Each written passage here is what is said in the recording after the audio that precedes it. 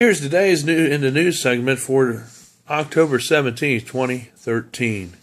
Well, I guess you heard last night both the House and the Senate and Congress have voted to end the government shutdown for today. Meaning a lot of things are back up and open, but yet they won't become fully open until Monday. Basically, what they're still telling people to do, their federal and government employees, is to call your employer to see if you report to work on Monday before you go in. Call them before you go in to see if you're able to come back to work. That way you know what hours you have or what lack of hours you have. But don't just show up there thinking you have work just because you heard that the government is not shut down.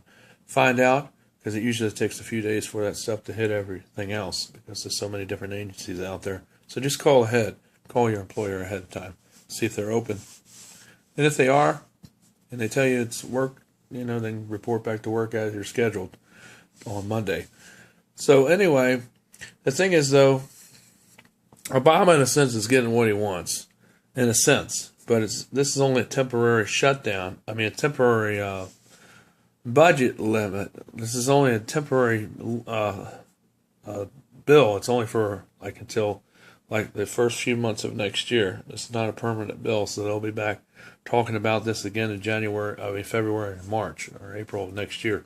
So it's only a 6-month budget ceiling bill. They signed it or opened it up for 6 months, so they'll be talking about this in March and April.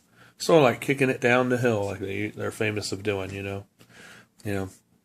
Let's get the holidays out from behind us, and maybe people forget about it.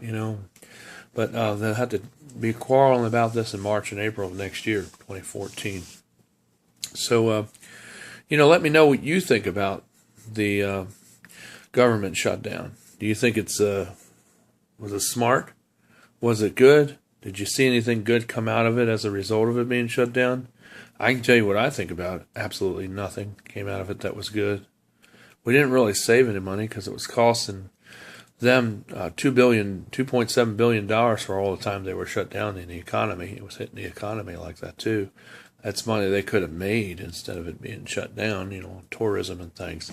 But because all the national parks were closed, well, of course, people couldn't visit them, so therefore they lost dollars there. That's one of their money makers. Is the national parks. That's what they do. But that's our country. And like the administration we have is sort of a joke. They don't take things seriously, and they want to inoculate all these martial laws and things. And I think we need to really look at the people, beyond Wall Street. Look at all the people that are on Main Street, because the Main Street people are what affect Wall Street, and they really do in more ways than one. And people can't stay rich and remain rich without the dollars from the poor and middle class. The middle class and poor don't have money. Well, there goes all your prosperity, rich. So you might want to think about that. Where you start raising all these taxes and then coming up with this health care insurance Ponzi scheme or another tax, because that's really what it is. It's not a choice, it's a tax. And you say, well, if you don't have insurance, you're going to have to pay, up to $5,000 a year without it or get insurance. That's putting a tax on somebody. Because either way, you got to pay all these outlandish premiums. If you go through Obamacare, it turned out to be a lot of that stuff. When you sign up for it, is really a fraud. It's not going to really deliver what they say they'll give you. It's because it's not even real. It's just a scam. Cooked up by some lawyers and by some people that think they know about insurance in the government, who really don't have no business or place to have anything to do with insurance. It's just like getting the government to sell houses. They have no idea or they don't even know what they're doing when it comes to selling houses. But yet they're all in the housing industry too. And that's why there's more problems in the housing industry now than there were before the government got its hands in it. And it's just like with the health care, it's going to be a whole lot worse if Obamacare comes to fruition, goes into law fully. It's going to cause a wreck in the health care and medicine system. It really is. And it's going to cost you and me a lot more money.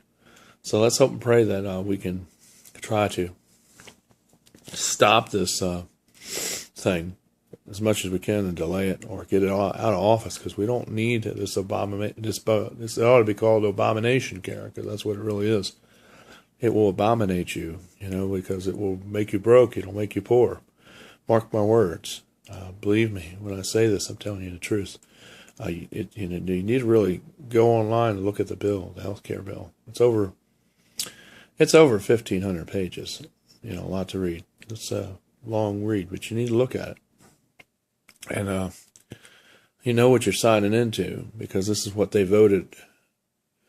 This is what they voted 4 years ago to put into law. Now, when Obama came into the White House, is what he came up with 3 or 4 years ago. And now we're starting to feel the backlashes of it, because it's starting to go into law. By 2014, it will be fully in law.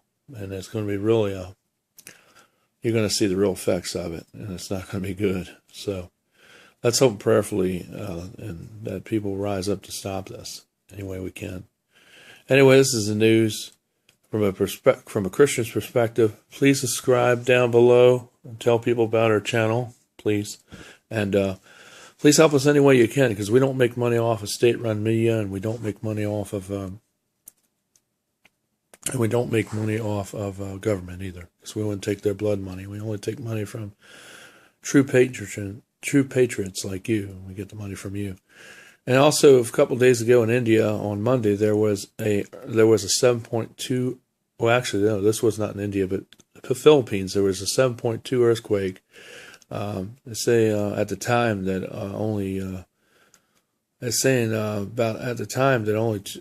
13 people were killed, but we don't know that. There may be more, but over 2,000 homes were destroyed. And of course, in India, over last Saturday, there was a cyclone that hit the coast in India, and it really has destroyed thousands and thousands of homes there. And I think 49 people were killed in that devastating storm that hit India. So I need to be in prayer for that. And just to let you know, and be in prayer for our nation too. That's the news for October the 17th, 2013. It's Michael DeSilvis. See you later for now. I'll hit you up tomorrow with another update. See you then.